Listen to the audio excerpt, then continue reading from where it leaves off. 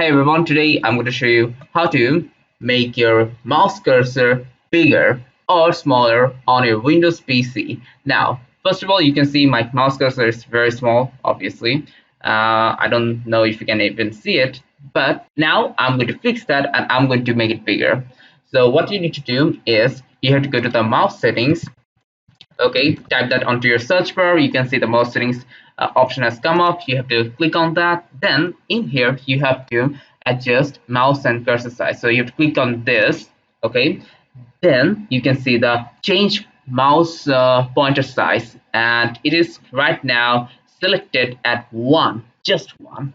So we can select this up to 12, I think, and you can see the mouse cursor has become too okay, too large. Let's keep it family friendly on YouTube.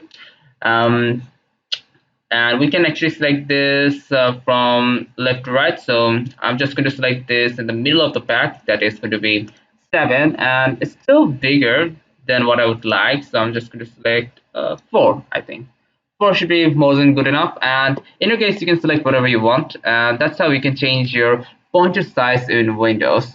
So thank you everybody for watching this video, and if you think this video was helpful to you, please consider subscribing and liking this video, and I will see you in the next video. Goodbye.